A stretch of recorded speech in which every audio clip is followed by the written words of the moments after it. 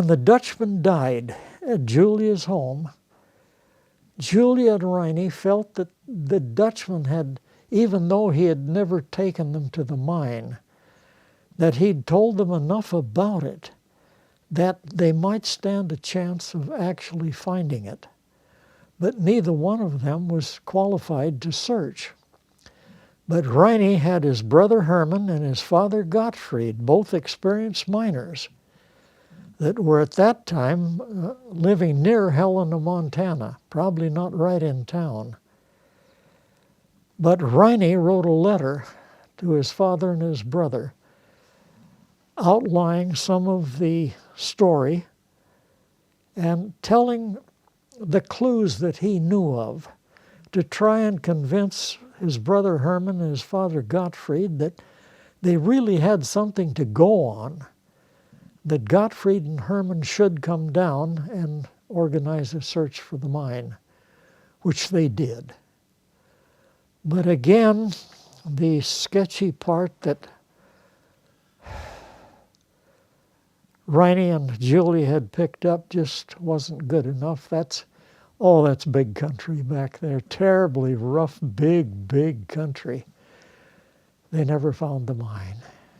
One of the most popular theories for the source of the Dutchman's gold was that he worked at the Vulture mine and stole rich specimens of gold. And there was extremely rich gold at the Vulture mine at Wickenburg.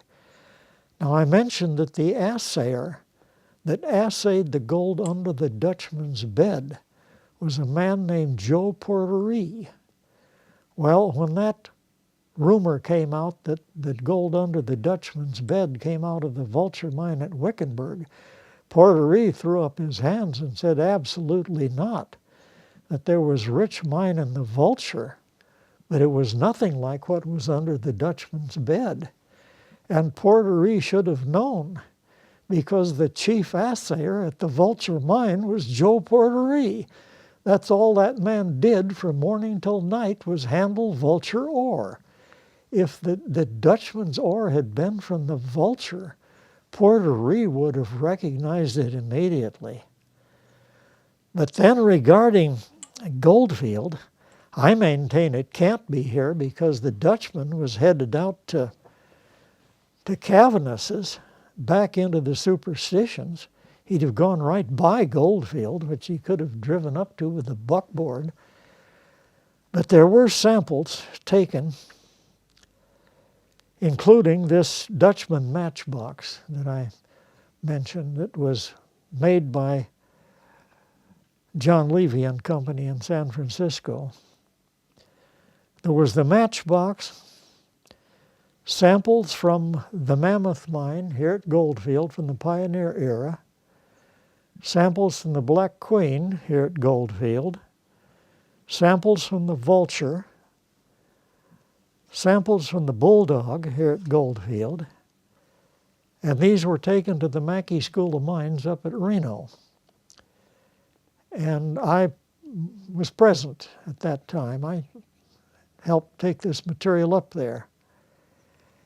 And it was placed under a scanning electron microscope and very carefully examined.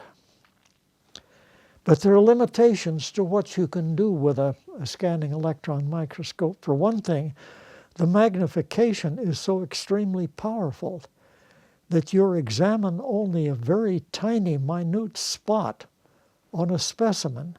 You can't get an overall view of anything. And so what it boiled down to, you can't say that the Dutchman gold came from a specific place. You can say that it was only very similar or very dissimilar to the other specimens that you're examining.